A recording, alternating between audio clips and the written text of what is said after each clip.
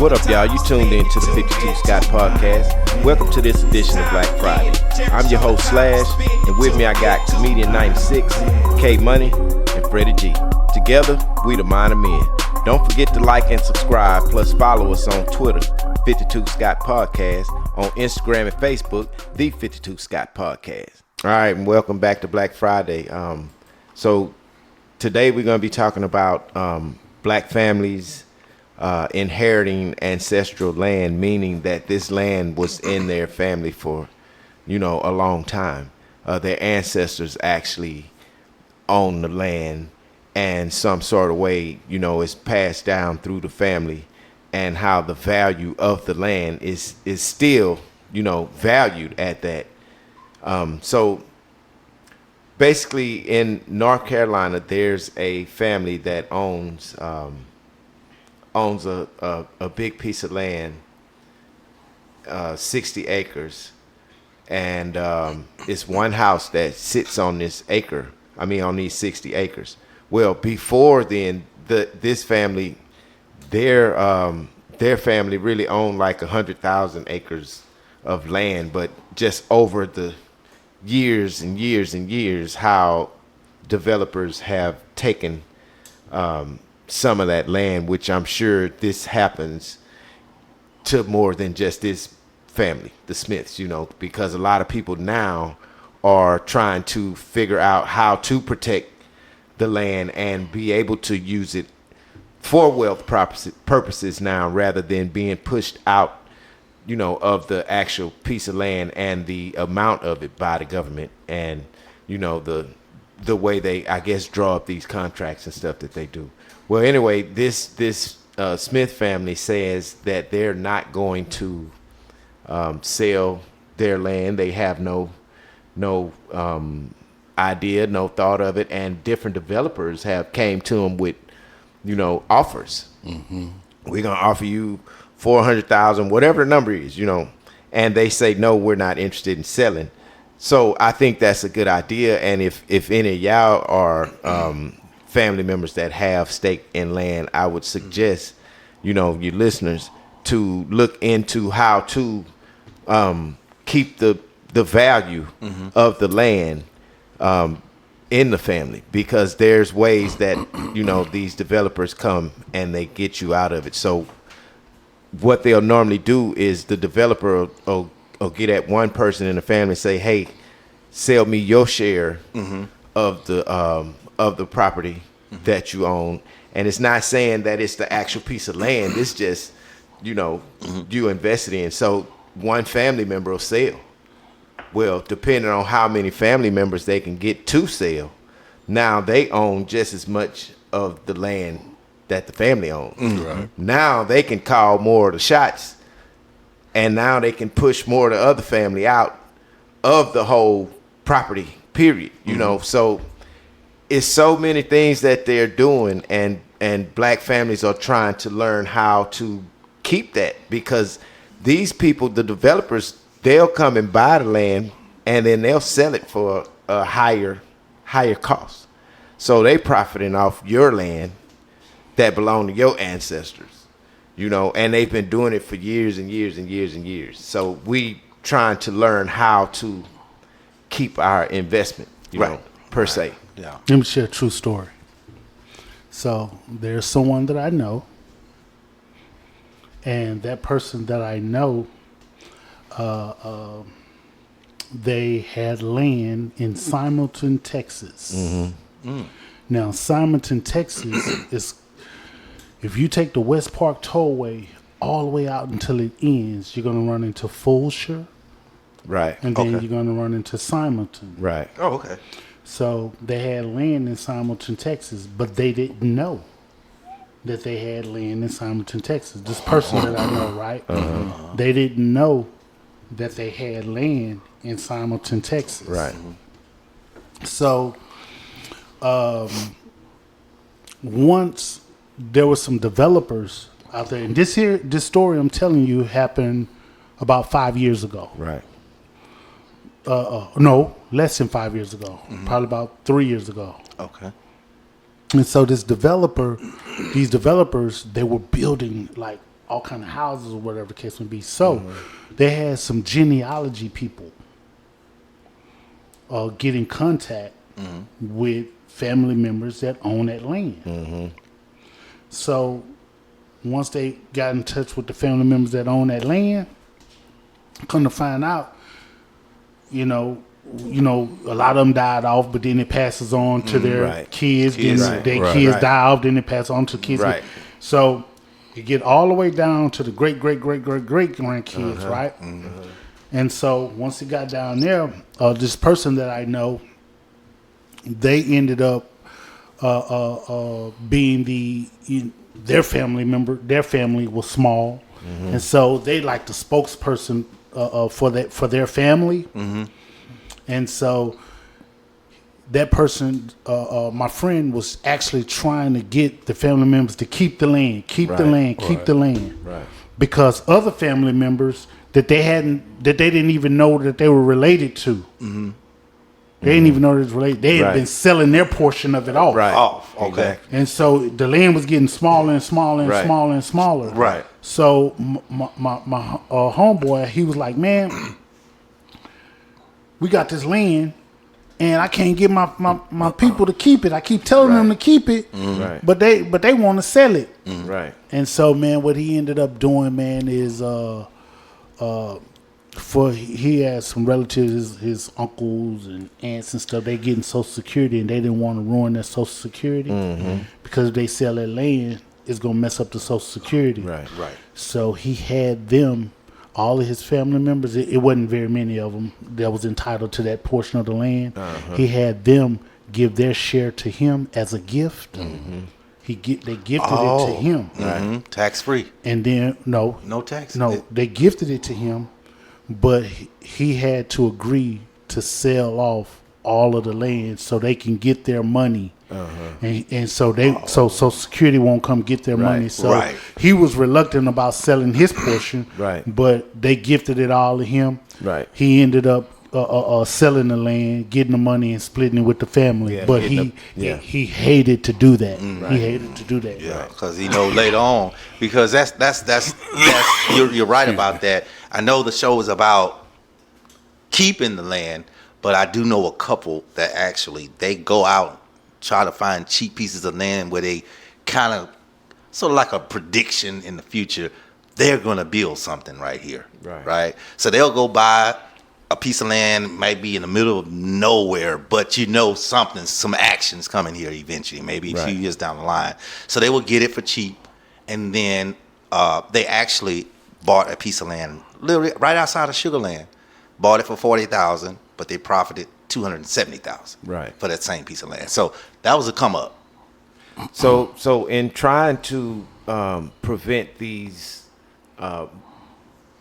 property buyers from coming in and taking over these families' inheritance and stuff, there's a Ryan Thompson who works with Southern Rural Development Centers, and what they do is they get with lawyers and nonprofit groups, and they give help to to help people learn how to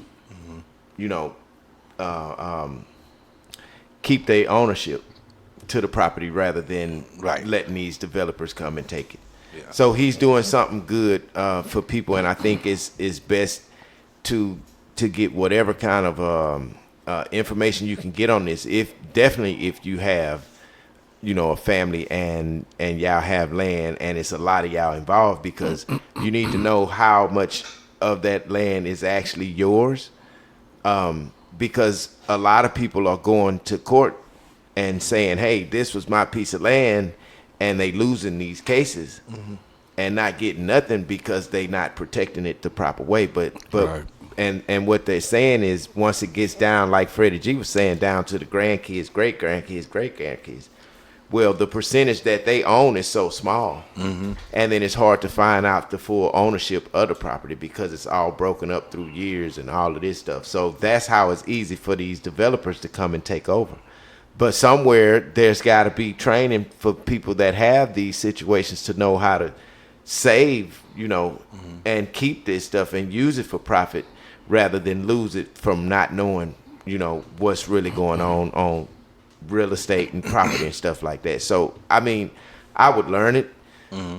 If I had family with land, which of course I don't, but yeah, I would learn what I need to know to try to keep the land. I have a question. You say that you don't. You may not know just yet. That's may true come too. call you a bit later.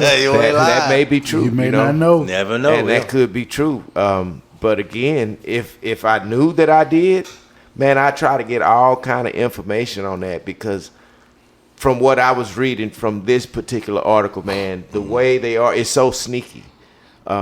It's almost like, is it any rules with the government on how they choose to play? Well, they're taking advantage of the lack of knowledge. Exactly. Oh yeah, That's why definitely. I say it can't be rules. They just like, okay, if you don't know, guess what? Yeah. Boom, we gonna get We'll show you. You Don't know, worry about and, it. and that's what's happening to a lot of black families, Yep. and it's been happening for a long time. And I think people are now just like, well, let's put a stop to it. Like that Smith family that I was talking about, they have no desires on selling. As many offers as people came, developers, and you never know what the land is, but they got 60 acres with one house on there, and they use it for vacation house. Here's the thing, though. See, you said they got one house on those acres, and they use it for vacation. Right. That alone, right there, tell me that's a close knit family, because they use it for vacation. Now, check this out. A lot of times, us as black folk,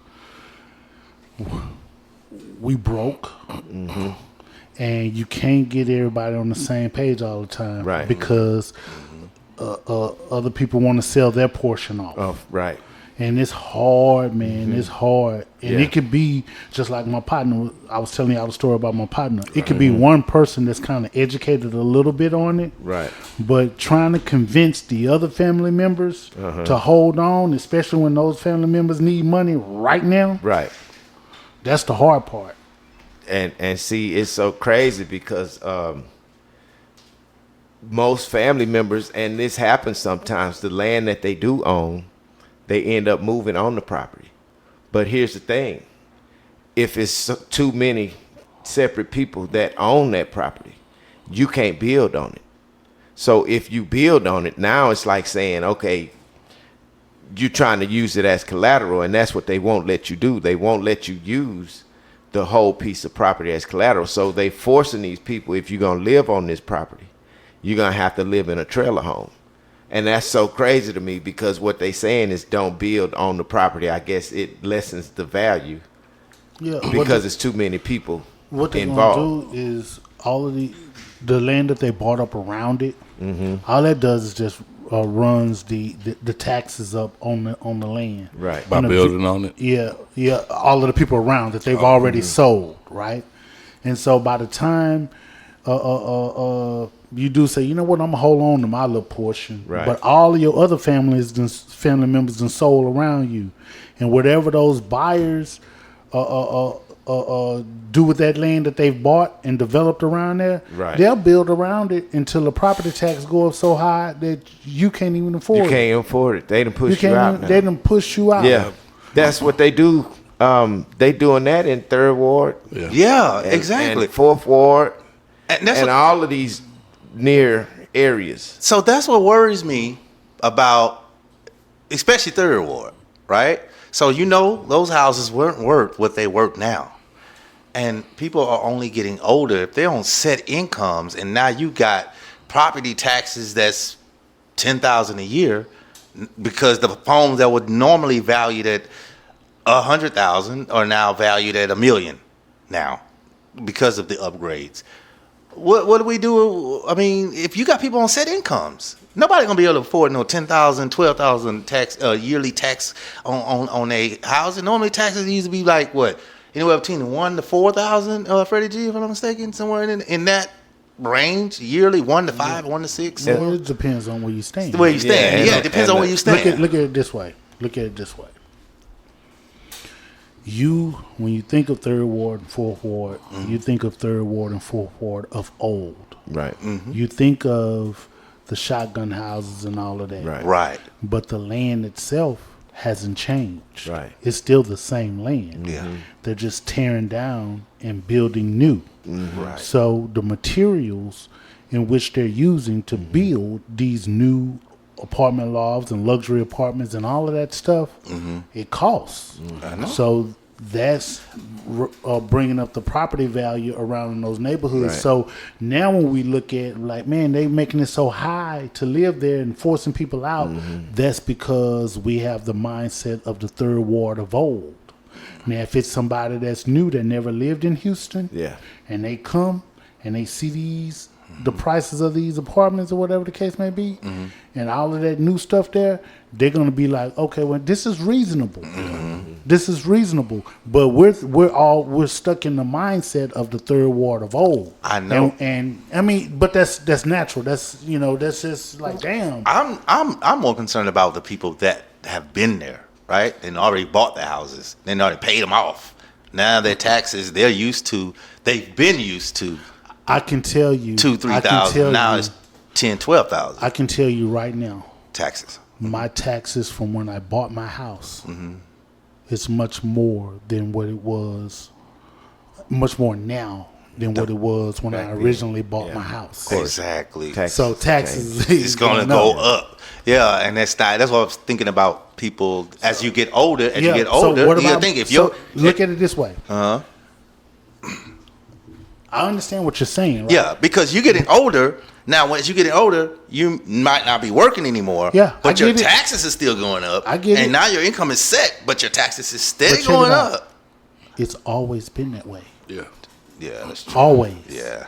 It's always been like that. Boy, they get us coming and going. Well, either Well, way, see- they gonna do it. It's always been like that. And the Yeah. only people, let me show you something, man. The reason why it hurts so much is because we broke.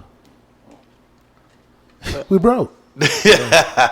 And when you bought this house, when your grandparents bought that house, when they bought that house, they didn't understand that taxes go up. No, they didn't. They didn't understand. They didn't expect that. They didn't expect that. It wasn't to be expected. And then the type of loans that they're getting to get these houses and Right. stuff like that. All that stuff plays a part, man.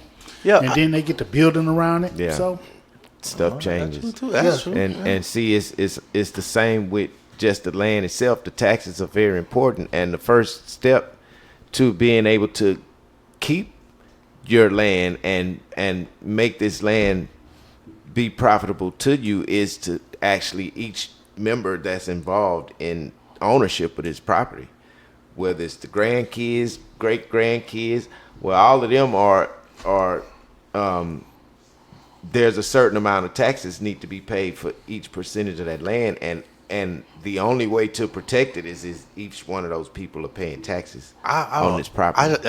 I just don't understand the deficit. We get taxed on everything. You get taxed the food at the store. You get taxed on your house. You get taxed from your job. You get taxed. You get taxed everything. Your car when you go get the thing at the end of the year. You get taxed on everything, no matter what you do. But we still in a deficit. Well, Whose deficit are you speaking of? I'm talking about the U.S. deficit. We get taxed on everything. Yeah, the government it's- get that. Well, why we tax? You tax everything coming and going. Yeah. You tax us coming and you tax us going. They go, yeah. When you leave out of this world, you best still getting believe taxed. if you owe taxes, your children It's passed are on them. responsible for paying your taxes. Yep. Or whatever you owe to the government. That is correct. It's so crazy, man, that the government, and I guess this is just how they rule that, but it's the system that they created. I think we're going to rewrite the rule. You know how they say energy is never lost or destroyed? We're going to say taxes are never lost Nah, and because destroyed. they tax on They'd only everything, man. move from one party to the next. You're getting taxed twice every time. Yeah. No matter what it is. Yeah, you're it doing. doesn't matter. Taxes So and energy work the It same. is what it is. Yeah, taxes and energy work the same. And it's sad, man. But we as black people have to really know and educate ourselves too on how to use our money wisely most of the time, because not that we broke, like Freddie G said, we are because of what we spend on. So if we think about if we a family and everybody can put in on a piece of this land to buy it, we still got something, even though it's not an ancestral gain Right. or inherited. We still got something, and see, we still have a chance. Right. If we think about it, we just got to be smart about what it is we're doing, as black people. So, for the most part,